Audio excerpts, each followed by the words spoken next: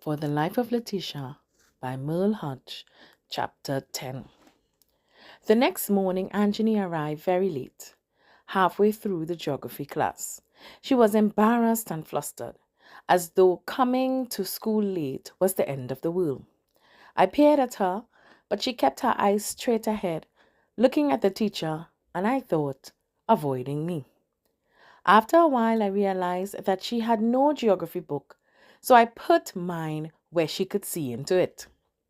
At break time, she stayed in the classroom and put her head on the desk. "What happened, Anjani? You sick?" I asked. "No," she said. "I just taken a little rest."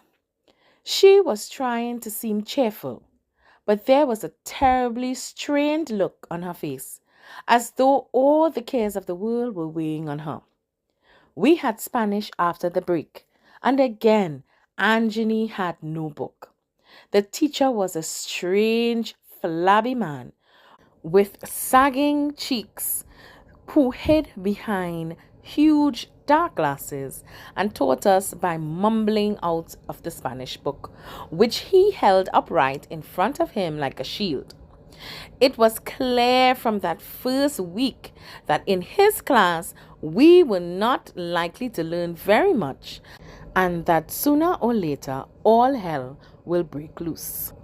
Anjani and I ate lunch again out on our log.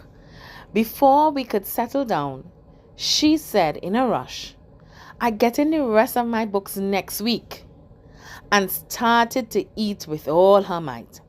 She looked so unhappy that I thought I would cheer her up by cracking jokes about the weird Spanish teacher and the circus horse, Mrs. Lopez. She, it had turned out, was our maths teacher. The afternoon before, she had come into the classroom dressed to kill and taught us mathematics without noticing us. "I don't know why that lady thinks she's so nice," I said. "Her mother must be fool her. This Mammy Patsy used to say about people who gave themselves airs for no reason that anybody else could see. But the lady faced just like a foul bottom." Anjani giggled and chatted quite cheerfully for a while. Then the cloud came over her face again. In math, that afternoon, Mrs. Lopez gave us work to do out of the textbook. I shared mine with Anjani, but she did not get much done because she could hardly hold her head up. She seemed to be fighting sleep all day long. The rest of the afternoon was physical education, and Anjani didn't have the PE uniform, but still set out to run around the playing field with us. It was not long before she had to go and sit down in the shade of a tree.